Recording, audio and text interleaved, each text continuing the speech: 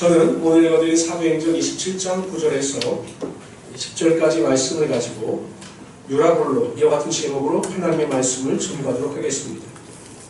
사도 바울은 예루살렘에 올라가며 결박과 환난이 기다리고 있다는 사실을 분명히 알았습니다. 그러나 성령께서 음성을 통하여 하나님의 명령이심을 알려주셨기 때문에 사도 바울은 주저하지 않고 예루살렘으로 올라갑니다. 결국 체포가 되죠. 그런데 사도 바울의 마음속에는 하나님께서 주시는 로마에 대한 사명이 있었습니다. 그래서 이야기를 합니다. 내가 가이사 앞에, 즉 로마에 가서 재판을 받겠다. 그래서 사도 바울이 로마로 앞서게 되죠. 배를 타고 가는 도중에 사도 바울의 경고함에도 불구하고 선장과 선주와 백부장이 무리하게 배를 운행하다가 결국 유라굴로라고 하는 큰 태풍을 만나서 어려움을 겪게 됩니다. 어찌 보면 겪지 않아야 될 고통을 당하고 있는 거죠. 그러나 결국 하나님은 이 유라굴로를 통해서 하나님의 뜻을 이루셨고 하나님의 선한 일을 이끌어 가셨습니다. 우리는 흔히 인생을 항해에 비유합니다. 팝송에도 그렇고 보면 이 인생을 항해에 비유하는 일이 많습니다. 그 인생 가운데 우리는 그 유라굴로와 같은 태풍을 만나고 고난과 환난 가운데 절망하기도 하고 고난과 환난 가운데 낙심하기도 합니다. 그러나 오히려 그 태풍을 만나서 그 태풍을 잘 극복하고 그 태풍을 통해서 우리가 잘 관리할 수만 있다면 오히려 인생이 더 빛나고 인생이 풍성해질 수 있게 되는 것이죠. 그러니까 유라굴로라고 하는 인생의 태풍 자체가 문제가 있는 것이 아니라 그 태풍에 대해서 우리가 어떻게 대처하느냐에 따라 그 태풍은 우리 인생을 윤택하게 할 수 있다는 것입니다. 그래서 저는 오늘 시간, 오늘 본문 말씀에 나오는 유라굴로를 통해서 우리에게 주시는 하나님의 영적인 교훈을 살펴보고 함께 은혜를 나누고자 합니다. 첫 번째로 인생의 유라굴로는 때로는 우리가 하나님의 말씀에 순종하지 않고 내 경험이나 판단을 앞세울 때 나타난다는 것입니다. 그러니까 여러분 인생의 유라굴로라고 하는 것이 우리 신앙의 잘못된 태도나 습성 때문에 우리의 삶에 다가올 수 있다는 거죠. 사도 바울이 백부장에게 분명히 지금 출발하면 이 배가 위험에 처할 것이다라는 것을 알려주었습니다. 그런데 이 백부장 율리오는 이 사도 바울의 말을 믿지 않아요.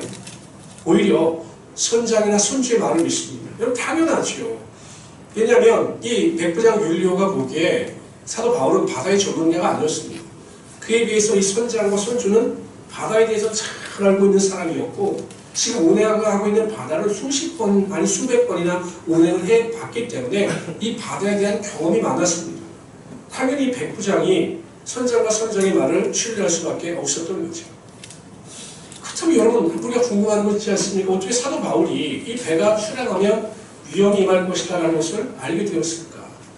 어떤 학자들은 이렇게 이야기합니다. 사도 바울이 선교 여행을 많이 다녔기 때문에 그 지대에 대해서 잘 알고 있었기 때문에 그런 말을 한 것이다. 근데 여러분 아무리 사도 바울이 경험이 많다 하더라도 선장과 선주의 경험보다 많겠습니까? 아닌 거죠. 아마 사도 바울을 통해서 하나님께서 말씀하셨을 것입니다. 이번 운행을 하면 배가 큰 위험에 빠질 테니 네가 그 배를 운행을 나가야 한다라고 말씀하셨을 것입니다. 하나님께서 사도 바울에게 알려주셨고 사도 바울은 그 음성을 듣고 확신을 가졌기 때문에 배가 지금 출항하면 안 된다라고 경고를 한 것입니다. 그러나 이 백부장은 하나님의 말씀이 아닌 인간의 경험과 판단을 더 중요시했기 때문에 이 유라굴로라고 하는 태풍을 만날 수밖에 없었던 거죠. 성도들을 보면 자신의 삶에 유라굴로라고 하는 태풍이 밀려올 때 그 문제를 내 안에서 찾으려고 하지 않고 자꾸 외부에서 찾으려고 합니다. 내가 왜 이러한 어려움을 당하고 이러한 고난을 당하는지 모르겠다라고 말씀들을 하십니다. 우리의 삶에 유라굴로라고 하는 태풍이 다가오는 이유는 당연히 다양합니다. 다양해요. 마귀의 유혹이 있을 수도 있습니다. 하나님의 연단이 있을 수도 있습니다. 그러나 대부분의 경우는 우리 스스로가 하나님의 말씀이 아닌 인간의 생각과 감정과 판단을 가지고 선택하고 결정함으로 다가오는 인생의 유라굴로가 많다는 것입니다. 대부분 보면 그 원인이 하나님이나 다른 곳에 있는 것이 아니라 내가 하나님의 말씀을 기다리고 인내하면서 그 말씀에 순종하지 아니하고 내 생각이나 판단이나 다른 사람의 말을 듣고 결단했다가 인생의 고난과 환난을 당하는 경우가 대부분이라는 것입니다.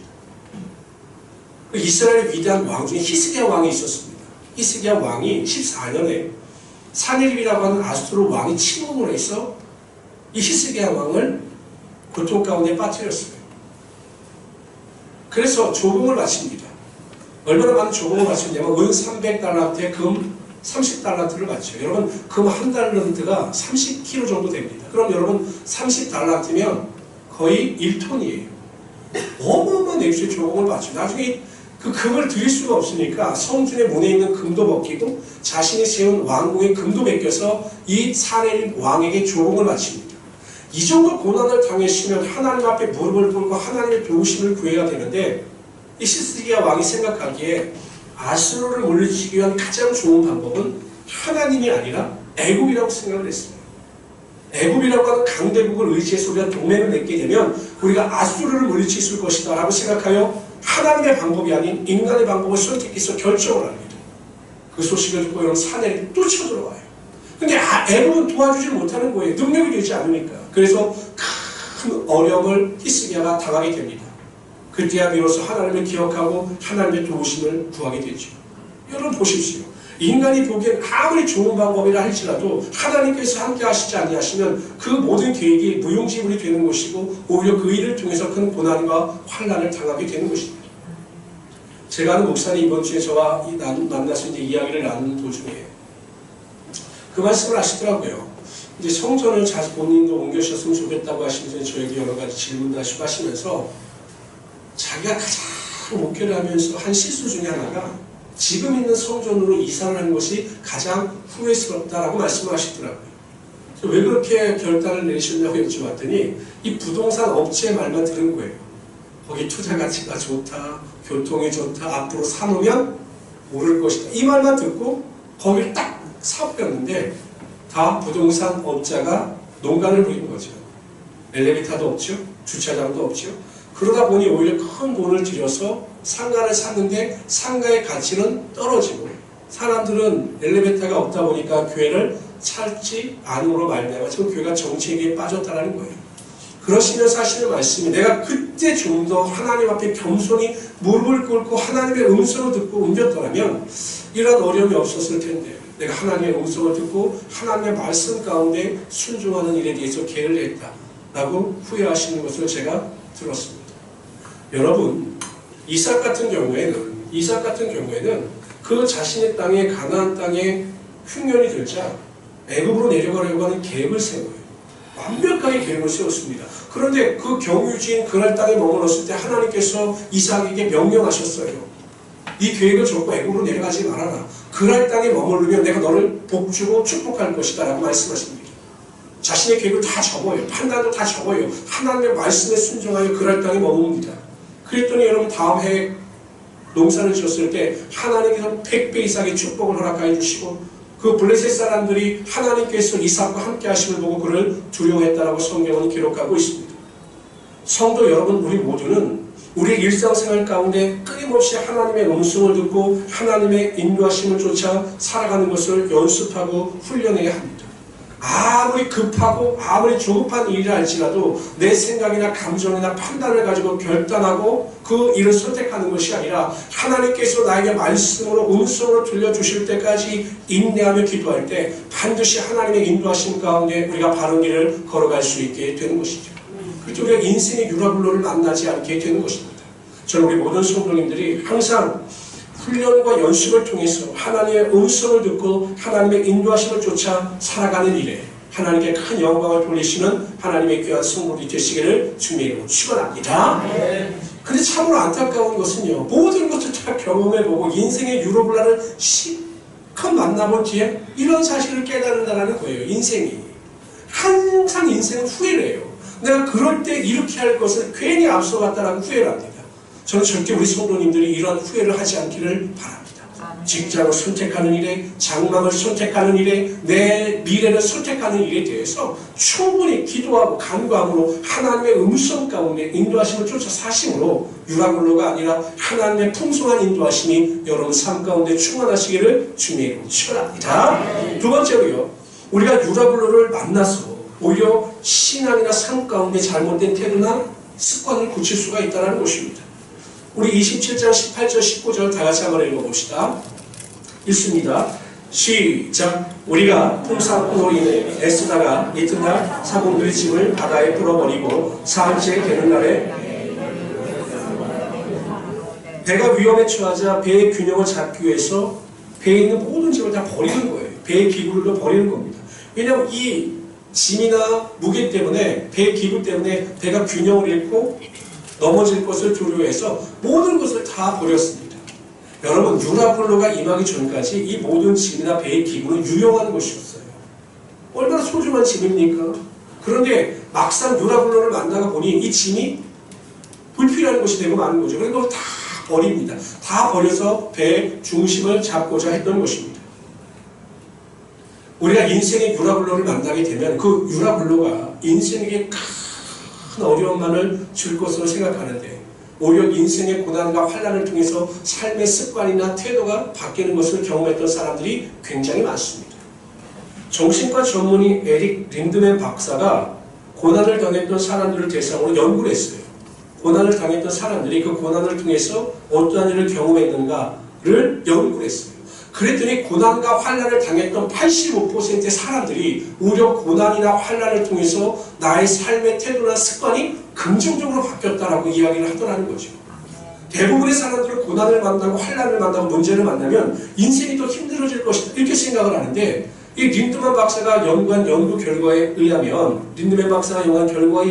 오히려 이 고난이나 환난을 통해서 85%의 사람들이 이 고난이나 환난이 나에게 긍정적인 영향을 미쳤다라고 대답을 하더라는 거죠.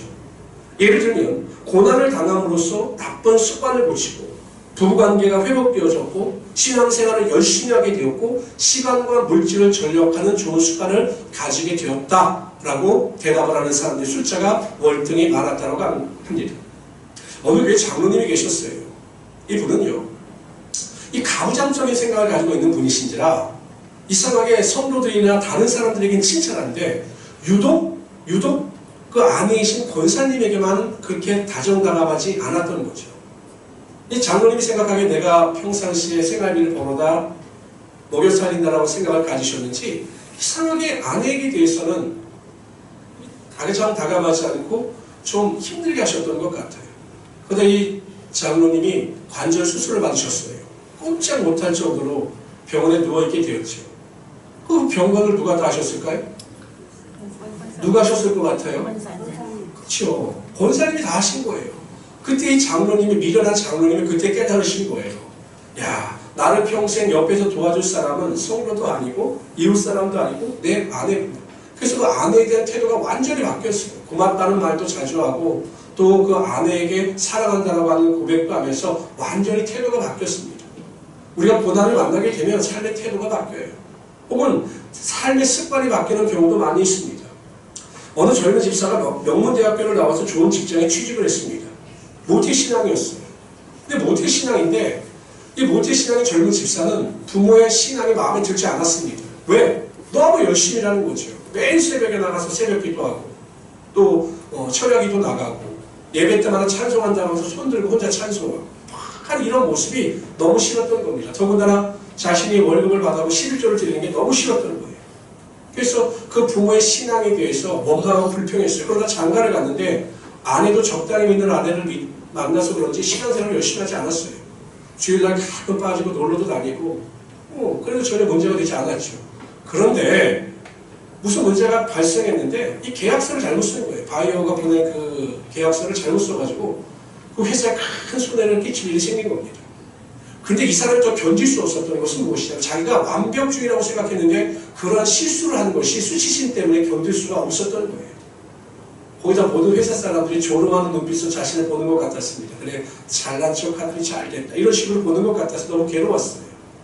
근데 결국 어떻게 하냐면 이 젊은 집사가 부모님께 전화를 걸어서 부탁을 합니다. 새벽 기도에 나가시면 제가 회사 일이 잘 해결될 수 있도록 기도해달라고. 내가 비록 이 일 때문에 퇴사를 하더라도 문제를 잘 해결할 수 있게 해달라고 기도를 부탁하죠. 그렇게 부모가 새벽 기도 나가고 열심히 믿는 것을 싫어하던 사람이 오히려 부탁을 하더라는 거죠. 그리고 본인도 처음으로 새벽 기도에 나가 하나님께 간구하고 도움을 청하기 시작했습니다. 딱 40일째 되는 날, 40일째 기도하는 날 하나님께서 역사하셔서 그 바이어가 모든 것을 다 이해하고 없던 것으로 실수를 무마함으로써 회사에도 전혀 손해를 끼치지 않게 되었습니다. 이 일을 경험하면서 이 젊은 집사가 완전히 변화가 되었습니다. 그 목사님 말씀하시더라고요. 예전에는 새벽기도 나오라고 그러면 핑계가 많던 사람이 이제는 말하지 않아도 새벽기도에 나와서 열심을 내는 사람으로 변화가 되었다라고 이야기를 하시는 것을 제가 들었습니다. 시편 119편 67절을 이렇게 말씀하셔요. 시작. 고난당하기 전에는 내가 그를 행하였더니 이제 주의 말씀을 지키나이다. 여러분, 이 세상에 우리에게 무익한 일은 아무것도 없습니다. 고난과 환난을 당할 때 고난과 환난 가운데 절망하고 탄식함으로 말미암아 시간도 환경도 낭비하지 마시고 고난과 환난을 통해서 여러분의 삶의 습관이나 태도를 분명히 바꾸시길 바랍니다. 기도하는 습관으로, 말씀을 읽는 습관으로, 하나님의 중심의 삶을 살아가는 습관으로 바뀌게 되면 오히려 그 고난을 통해서 하나님의 영광이 여러분 삶 가운데 분명히 나타나게 하여 주실 것입니다. 저는 우리 모든 성도님들이 이 고난 가운데, 유로관라 가운데 삶의 습관을 바꾸고 태도를 바꾸심으로 하나님께 영광을 돌릴 수 있는 하나님의 귀한 성도들이 되시기를 주님으로 축원합니다. 자, 세 번째로요. 우리가 만나는 유로군란은 영원하지 않다라는 거예요. 사도 바울과 그 일행들이 유라굴로를 만났을 때 그 유라굴로가 워낙 거센 태풍이었기 때문에 좌절하고 모든 절망 가운데 직면해 있었습니다. 성경에 보면 그 배에 타고 있던 사람들이 우리가 살 수 있다. 이 희망을 다 놓아버릴 정도로 그들은 절망 가운데 빠져 있었습니다. 그런데 여러분 어떻습니까? 영원히 멈추지 않을 것 같았던 그 유라굴로가 결국엔 다 지나가게 되고 배는 멜리데 섬이라고 하는 곳에 안전하게 정착을 하게 됩니다. 영원할 것 같았던 유로블로가 끝이 있었던 거죠. 우리가 어떤 고난이나 환난을 만나게 되면 성도들은 그렇게 생각을 해요. 야, 내가 당하는 이 고난과 환난이 영원히 끝나지 않으면 어떻게 할까? 그런 마음을 가지고 두려워하는 성도들이 굉장히 많이 있습니다. 근데 여러분 결코 그렇지 않다라는 거예요. 여러분 혹시 그 양양 고속도로를 타보신 분들 계세요? 양양에서 이렇게 서울로 오는 고속도로를 타보신 분들 계십니까? 제가 얼마 전에 타봤는데요. 제가 깜짝 놀란 게 타고 오는데 터널이 11km예요. 놀라시지 않으세요? 터널이 11km면 여러분 그 시화방주제가 제가 알기로는 10km거든요. 그러니까 제가 와보니까 끝이 없더라고요. 터널 끝이 없어요. 근데 여러분 생각해 보세요. 제가 그 터널을 타고 오면서 11km라고 해서 야, 이 터널은 끝이 없겠구나. 끝까지 가도 터널이겠구나. 이런 생각을 했겠습니까? 아무리 터널이 길어도 뭐 11km가 되고 10km가 돼도 이 터널의 끝은 있고 태양이 빛나는 외부 환경으로 나갈 수 있을 것이다 라고 하는 그 희망을 가지고 여러분 운전하는 것이지 이 터널은 끝나지 않을 것이다 이런 생각을 가지고 운전하는 운전자는 절대 없습니다. 여러분 인생이 다가오는 고난과 환난의 문제도 마찬가지예요. 우리가 여러분 질병으로 인하여 고통을 당하고 물질로 인하여 궁핍함으로 어려움을 당하고 여러분들 환경으로 인하여 어려움을 당한다 할지라도 그 고난이나 환난은 영원하지 않다라는 것입니다. 반드시 그 끝이 있어요. 그 끝이 있기 때문에 우리가 그 끝을 기대하면서 소망 가운데 살아갈 수 있어야 한다는 것이죠. 근데 사람들은 끝나지 않을 것처럼 크게 절망하고 낙심합니다. 제가 여러 번 말씀드렸지만 제가 이렇게 기도를 하다 보면 하나님께서 이 문제를 해결해 주시는 방법이 있어요. 하나님은 한 번의 문을 열어주시거나 한 번의 문제를 해결해 주시는 경우도 있지만 차근차근 문을 열어주시고 차근차근 문제를 해결해 주시는 경우가 허다라는 거죠.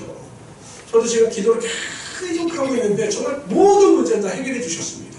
어떤 문제는 기도한 지 일주일 만에 딱 해결해 주셨어요. 우리 교회 스프링클러 같은 문제는 일주일 만에 해결해 주셨어요. 범인이 누구인지 바로 잡아주셨어요. 근데 어떤 문제는 제가 지금 기도한 지 2년이 됐는데도요 10분의 1만 해결해 주셨어요. 10분의 9가 남았다는 거죠. 저는 절망하지 않습니다. 왜? 반드시 그 끝은 있고 하나님께서 합력하여 소원을 이루어주실 것을 믿기 때문에 저는 그 기도를 하면서 그 문제 가운데 소망 가운데 기도할 수 있게 되는 것입니다. 근데 여러분 중요한 것이 있습니다. 우리가 고난을 만나고 환난을 만나서 끝이 있다라는 것을 인식하면서 소망 가운데 살아가기 위한 중요한 원칙이 있어요. 그것은 무엇이냐면 여러분의 마음과 생각 속에 하나님의 약속의 말씀이 자리 잡고 있어야 한다는 것입니다. 사도 바울이 여러분 그 절망 가운데 소망을 가질 수 있었던 이유가 무엇이냐면 하나님께서 주의 천사를 통하여 하나님의 말씀을 들려주셨기 때문입니다. 하나님께서 주의 천사를 통해서 사도 바울에게 이렇게 말씀하여 주셨습니다.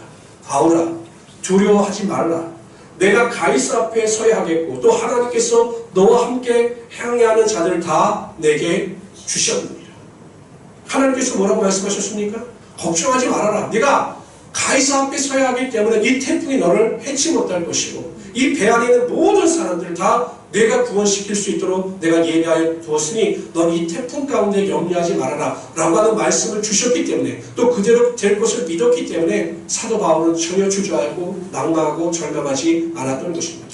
저는 우리 모든 성도님들이 이 세상을 살아갈 때 하나님의 말씀을 마음에 품고 그 말씀을 믿으면서 소망 가운데 삶에 다가오는 유라굴로를 물리치며 살아갈 수 있는 하나님의 귀한 성도들이 되시기를 주님으로 축원합니다. 시편 기자는 이렇게 이야기합니다. 다 같이 한번 읽어봅시다. 여기는 없네요. 제가 읽겠습니다. 주의 말씀은 내 발의 등이요 내 길의 빛이니이다. 하나님의 말씀이 여러분의 발의 등이 되고 길의 빛이 되므로 여러분들은 항상 하나님의 길로 인도하여 주실 것입니다. 고난 가운데 좌절하지 마시고 하나님의 말씀을 붙잡고 그 말씀 가운데 승리하며 살아가시는 하나님의 귀한 성도들이 되시기를 주님으로 축원합니다. 네 번째로요. 우리가 만나는 유라굴로는 우리에게 승리를 안겨다 준다는 것입니다. 사도 바울이 유라굴로를 만났습니다. 사람들이 말을 듣지 않았어요. 지금 가면 유라굴로를 만난다라고 말을 해도 말을 듣지 않았습니다. 그래서 유라굴로라고 하는 고난과 환난을 만나게 되죠. 근데 여러분 이 고난과 환난의 끝이 무엇이었냐면 하나님께서 사도 바울을 높여주시는 것이었어요. 사도 바울이 처음에 말할 때는 말도 듣지 않았죠. 지금 나간 태풍을 만났는데도 말도 듣지 않았습니다. 사람들이 속으로 생각했을 거예요. 아이고 죄수 주제에 말이 많다. 근데 여러분 모든 과정이 사도 바울이 말한 대로 흘러가자 사람들은 사도 바울의 말에 순종하고 그 말의 권위를 인정했고 사도 바울을 그 배의 리더자로 세웠습니다. 백부장은 나중에 보면 이 사도 바울의 말에 항상 귀를 기울입니다. 이처럼 여러분 우리가 고난과 환난을 통해서 낙심하고 절망하지만 반드시 하나님은 이 고난의 유라굴로 태풍을 통해서 여러분들을 승리케 하여 주시고 하나님의 영광이 여러분 삶 가운데 반드시 나타나게 하여 주실 것입니다. 조지 워싱턴 커버라고 하는 분이 있어요. 이분의 할머니가 미국의 초대 대통령 워싱턴처럼 살아라라고 해서 조지 워싱턴 커버라고 하는 이름을 붙여줬습니다. 근데 이분이 흑인이고 노예예요. 할머니도 믿음이 대단하죠. 흑인 노예인데 어떻게 미국의 대통령처럼 살아라고 이름을 지어줬는지. 근데 참 놀라운 사실은 그렇게 이름을 지어준 대로 살더라는 거예요. 이 조지 워싱턴 카바 박사가 살던 그 미국 남부 지역은 전통적인 이 목화 재배의 주산지였어요. 근데 이 목화 재배가 무엇이 문제인가 했더니 이 땅에 있는 질소, 영양소만을 흡수해서 이 목화 재배를 오래 하다 보면 땅이 황폐기 된다는 거예요. 그리고 목화 재배에 대한 수확도 줄어든다는 거죠. 그래서 이 미국 남부가 경제적으로 큰 타격을 받습니다. 이 목화 수익이 떨어지다 보니까 이 남부 지역의 경제적인 모든 수준이 다 떨어집니다. 이때 이 조지 워싱턴 커버 박사가 기도를 하다가 이 땅콩이라는 것을 알게 됐는데 이 땅콩은 질소가 없는 상태에서도 잘 자랄 뿐만 아니라 오히려 이 땅콩을 심으면 그 질소라고 하는 영양분이 그 땅에 점점 많아진다는 것을 알고 이 땅콩을 심게 했습니다. 그래서 이 남부 지역이 땅콩 사업으로 엄청 또 번성을 해요. 근데 여러분 문제가 무엇이냐 우리나라도 보면 수박이 잘 된다면 수박을 또 많이 심었다가 수박 가격이 하락하고 이게 문제인 것처럼 이 남부 지역도 모든 사람들이 땅콩을 심다 보니까 땅콩 가격이 그냥 하락을 하는 것입니다. 그러니까 농부들이 엄청 피해를 받았죠. 그러니까 화살이 또 누구에게 날라오냐면 이 카바 박사에게 날라오는 거예요. 우리가 당신 말 들었다. 이렇게 어려움을 당하게 된다라고 해서 이 어려움을 다 이 카바 박사에게 돌렸습니다. 이 카바 박사가 하도 우리에서 하루는 새벽에 나와서 새벽 기도를 마치고 길을 가다가 하나님께 그렇게 기도했대요. 하나님, 왜 땅콩을 만드셨습니까? 왜 땅콩을 만드셔서 저에게 이렇게 어려움을 주십니까? 라고 기도를 했습니다. 그랬더니 하나님께서 들려주신 음성이 내가 왜 땅콩을 만들었는지 땅콩이 얼마나 유익한지 네가 기도하면서 연구해봐라 이런 음성을 들려주시더라는 거죠. 그때부터 이 조지 워싱턴 카바 박사가 땅콩에 대해서 연구하면서 이 땅콩으로 많은 재료를 만들 수 있다는 것을 알았습니다. 여러분도 혹시 그 땅콩 잼 좋아하세요? 네. 저는 안 좋아해서 잘 모르겠는데 땅콩 잼이라든지 뭐 땅콩 버터라든지 나중에 보니까 땅콩으로 구두약도 만들 수 있다고 하더라고요.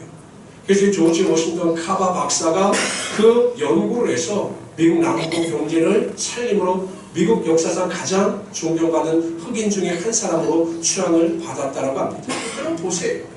우리가 고난을 당하고 환난을 당할 때 잠시 잠깐 그 고난이나 환난으로 인하여 절망하지만 하나님은 믿음을 가지고 하나님 앞에 바로 선 자들을 반드시 높여주신 것입니다. 여러분들 지금 어떠한 상황 가운데 고난과 환난을 당하고 요라굴로라고 태풍을 만난다 할지라도 두려워하지 마십시오. 때가 되면 하나님께서 반드시 여러분들을 높여주시고 여러분들을 승리자로 만들어 주실 것입니다. 그래서 여러분 고린도후서 4장 17절은 이렇게 말씀하십니다. 읽어봅시다. 시작. 우리의 잠시 말로 환난에 경한 것을 지극히 크고 영원한 영광에 중한 것을 우리에게 이루게 하니 아무리 고난이나 문제가 힘들고 어렵다 할지라도 우리가 얻는 영광에 비하면 아무것도 아니라는 것입니다. 고난이 힘들고 어렵다 할지라도 반드시 영광은 나타날 것이고 그 영광에 비교하면 고난의 가치는 아무것도 아닌 것이 되는 것이죠.